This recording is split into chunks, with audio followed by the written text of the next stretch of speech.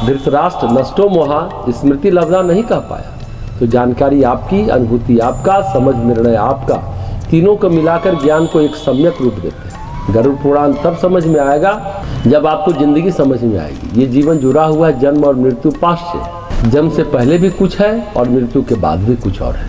आपको यह है कि हट बेकार की बात है, जन्म से पहले क्या था? कुछ नहीं था। पैदा हो गया अचानक और मृत्यु के बाद क्या होगा? शमशान में जला दिया जाएगा। मृत्यु के बाद भी कुछ है क्या? वैसे व्यक्ति जो कहेंगे कुछ नहीं है, ऐसे व्यक्तियों के लिए गरुड़ पुराण नहीं है। जब कुछ है ही नहीं तो गरुड़ पुराण क्या करेगा? या नहीं कहो कि है, जीवन को सही समझ चुके हैं तो ये समझ सकेंगे कि हमने वर्तमान जीवन में अपनी पिछली भ्रांतियों को, दुर्बलताओं को, गलतियों को सही किया है। अगर कुछ बाकी रह गया है, मन के कासाय कलमस, हमारे दिवंगत आत्मा के, चाहे माँ हो, पिता हो, चाहे कोई और हो, कुछ बाकी रह गया है तो हम अपने सुकर्मों से, सत्कर्मों से, श्रद्धा से, श्राद्ध से, तर्पण से, मार्जन से उन प्रक्रियाओं को पूरा करके वो काम कर देते हैं और उनकी आत्मा को ऊर्ध्वगति पाने में मदद करते हैं।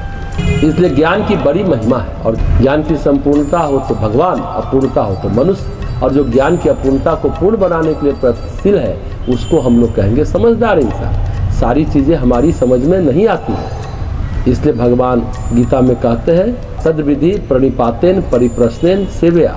ज्ञान प्राप्ति करने के लिए श्रद्धा, जिज्ञासा और सेवा का भाव चाहिए। लेकिन धृतराष्ट्र नहीं मान सके। व्यास ने समझाया नहीं माने, कृष्ण ने समझाया नहीं माने, कृपाचार्य ने समझाया नहीं माने। फिर उस समझाने का क्या मतलब हुआ? जब आप न माने तो ग्रहणशीलता, स्वीकारता, अहंकार विहीनता, अभिमान का न रहना, आप सुनने के लिए तत्पर हो, समझने के लिए तत्पर हो। भीष्म इतना ही तो समझाते हैं, 5 गांव ही दे दो, दोनों बच्चों को बांट दो, भेद मत करो, दोनों बच्चों को दे दो। लेकिन धृतराष्ट्र निष्कर्ष क्या निकालते हैं? तात श्री, आपने कितने दिनों बाद मुझे पुत्र कहकर संबोधित किया है, मैं बड़ा प्रसन्न हूँ। करना धरना कुछ नहीं है।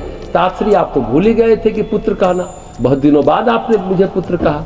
भीष्म अपना माथा ठोक लिए, वो क्या करते? समझ नहीं पाया धृतराष्ट्र। इस संसार में सबसे बड़ा गुरु है ईश्वर।